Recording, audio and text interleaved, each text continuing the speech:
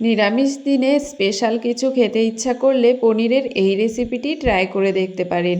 এটা তৈরি করা যতটা সহজ, খেতেও কিন্তু ততটাই সুস্বাদু। এটা লুচি, পরোটা, ফ্রাইড রাইস, পোলাও এর সঙ্গে খেতে কিন্তু দুর্দান্ত লাগে। তো বাড়িতে অবশ্যই একবার তৈরি করুন। আশা করছি আমার পরিবারের মতো আপনার পরিবারেরও সকলের এটা খুব ভালো লাগবে। তো ভিডিওটি স্কিপ না করে শুরু থেকে শেষ পর্যন্ত দেখার অনুরোধ রইল।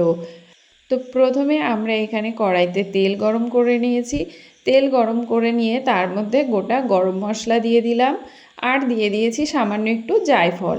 জায়ফলের ফ্লেভারটা আপনাদের পছন্দ না হলে আপনারা সেটা স্কিপও করতে পারেন। আর দিয়ে দিলাম কিছুটা টমেটো, কিছুটা আদা কুচি, আর দিয়ে দিয়েছি কয়েকটা কাজু বাদাম আর ধনেপাতার ডাঁটাটা আমি এখানে ব্যবহার করছি। ধনেপাতার ডাঁটাগুলো নর্মালি আমরা ফেলে দিই, তো ফেলে না দিয়ে এইভাবে রান্নায় ব্যবহার করুন, খেতে কিন্তু খুব ভালো লাগবে। আর দিয়ে দিচ্ছি সামান্য একটু গোটা জিরে দিয়ে এবার এটাকে আমরা একটু ভেজে নেব যতক্ষণ না টমেটোটা নরম হয়ে যাচ্ছে আর এর কাঁচা গন্ধটা চলে যাচ্ছে, ততক্ষণ পর্যন্ত এটাকে একটু রান্না করে নিতে হবে। তো দেখুন এটাকে আমরা সুন্দর করে কষিয়ে নিয়েছি, টমেটোগুলো নরম হয়ে গেছে আর এর কাঁচা গন্ধটাও কিন্তু চলে গেছে। এবার এটাকে ঠান্ডা করে পেস্ট করে নিতে হবে।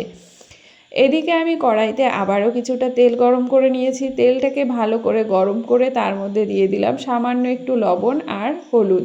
লবণ আর হলুদটাকে দিয়ে ভালো করে আমরা খুন্তির সাহায্যে তেলটাকে চারিদিকে ছড়িয়ে দেব।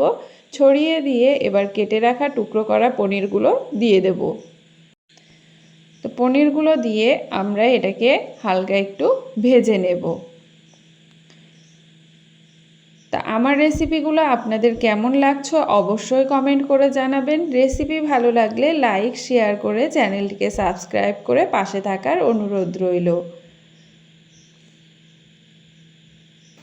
তো পনিরগুলোকে উল্টে পাল্টে আমরা হালকা করে ভেজে নেব। খুব বেশি কড়া করে ভাজার কিন্তু প্রয়োজন নেই, হালকা করে পনিরগুলোকে ভেজে নিতে হবে। আর হ্যাঁ, পনিরগুলো ভাজার পর আপনারা একটু গরম লবণ জলের মধ্যে পনিরগুলোকে রেখে দেবেন, দেখবেন এই পনিরগুলো কিন্তু অনেক সফট হয় খেতে। তাহলে তো লবণ দিয়ে কিছুটা জল গরম করে নিয়ে তার মধ্যে পনিরগুলোকে ভেজে ভেজে নামিয়ে নেবেন। নামিয়ে 2 থেকে 3 মিনিট রেখে তুলে নেবেন, দেখবেন পনিরগুলো খেতে কিন্তু অনেক সুন্দর হয় আর একদম সফট হবে। তো পনিরগুলো আমি সব ভেজে নামিয়ে নিচ্ছি। নামিয়ে নিয়ে এই তেলের মধ্যেই আমি কিন্তু দিয়ে দেব আগে থেকে পেস্ট করে রাখা মশলাটা। পেস্ট করে রাখা মশলাটাকে একটুখানি তেলের সঙ্গে খুব ভালো করে মিশিয়ে নেব, যাতে নিচটাতে লেগে না যায়। তো ভালো করে মিশিয়ে নিয়ে আমরা এর মধ্যে বাকি মশলাগুলো দিয়ে দেব। তো দিয়ে দিচ্ছি এখানে আমি লঙ্কার গুঁড়ো, দিয়ে দিচ্ছি সামান্য একটু হলুদ গুঁড়ো, আর দিয়ে দিচ্ছি স্বাদ মতো লবণ। লঙ্কার গুঁড়োটা কিন্তু আপনারা আপনাদের স্বাদ অনুযায়ী ব্যবহার করবেন। তো এবার মশলাটাকে খুব ভালো করে একটু কষে নিতে হবে। এই দেখুন, এই মশলাটা যেহেতু প্রথমে আমরা একটু কষিয়েই নিয়েছিলাম, তাই কিন্তু মশলাটা কষতে খুব বেশি দেখবেন সময় লাগবে না, খুব তাড়াতাড়ি কিন্তু মশলাটা কষা হয়ে যাবে। তো মশলাটা কষে নিয়ে তার মধ্যে আমরা পরিমাণ মতো জল দিয়ে দিলাম। জল দিয়ে জলটা যখন ফুটে উঠবে সেই পর্যায়ে আমরা আগে থেকে ভেজে রাখা পনিরগুলো দিয়ে দেব। পনিরগুলো দিয়ে 3 থেকে 4 মিনিট মতো এটাকে আমরা জাল করে নেব। তো এভাবে একবার আপনারা পনির রান্না করে দেখুন, খেতে কিন্তু খুব ভালো লাগবে।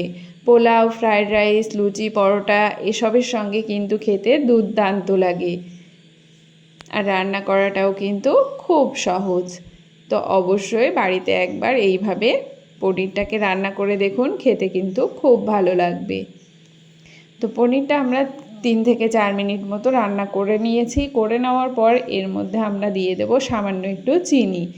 নিরামিষ রান্না একটু মিষ্টি মিষ্টি খেতেই ভালো লাগে, তাই সামান্য একটু চিনি দিয়ে দিচ্ছি। দিয়ে তার মধ্যে দিয়ে দেবো 3 থেকে 4টে কাঁচা লঙ্কা, আর দিয়ে দিচ্ছি সামান্য একটু ধনেপাতা। এখানে আপনারা চাইলে সামান্য একটু ঘিও ব্যবহার করতে পারেন। তো এবার এটাকে খুব ভালো করে মিশিয়ে নেব। মিশিয়ে নিলেই আমার আজকের রান্না কিন্তু একদম রেডি। তো আজকের রেসিপি আপনাদের কেমন লাগলো অবশ্যই কমেন্ট করে জানাবেন। রেসিপি ভালো লাগলে লাইক শেয়ার করে চ্যানেলটিকে সাবস্ক্রাইব করে দেবেন। আজ আসি, টাটা।